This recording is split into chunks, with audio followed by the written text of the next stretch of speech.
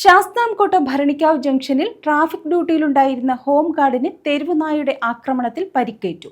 പോരുവഴി ഇടയ്ക്കാട് തെക്ക് സ്വദേശി ജി തുളസീധരനാണ് നായയുടെ കടിയേറ്റത്. വാഹനഗതാഗതം നിയന്ത്രിച്ചുകൊണ്ടിരുന്ന തുളസീധരനെ അപ്രതീക്ഷിതമായി എത്തിയ തെരുവുനായ ആക്രമിക്കുകയായിരുന്നു. ശാസ്താംകോട്ട ഭരണിക്കാവ് ജംഗ്ഷനിൽ ട്രാഫിക് ഡ്യൂട്ടിയിലുണ്ടായിരുന്ന ഹോം ഗാർഡിനാണ് തെരുവുനായയുടെ ആക്രമണത്തിൽ പരിക്കേറ്റത്. പോരുവഴി ഇടയ്ക്കാട് തെക്ക് അഖിൽ ഭവനത്തിൽ ജി തുളസീധരനാണ് നായയുടെ കടിയേറ്റത്.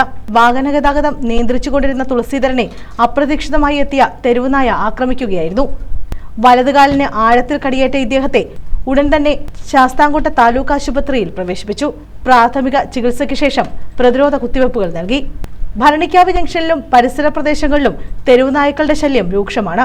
തിരക്കേറിയ ജംഗ്ഷനിൽ ഡ്യൂട്ടിയിലുണ്ടായിരുന്ന ഉദ്യോഗസ്ഥന് തന്നെ കടിയേറ്റ സംഭവത്തിൽ നാട്ടുകാരും യാത്രക്കാരും ആശങ്കയിലാണ്. തെരുവുനായ ശല്യത്തിനെതിരെ അധികൃതർ അടിയന്തരമായ നടപടി സ്വീകരിക്കണമെന്നാണ് നാട്ടുകാരുടെ ആവശ്യം. News bureau, Sasthamkotta.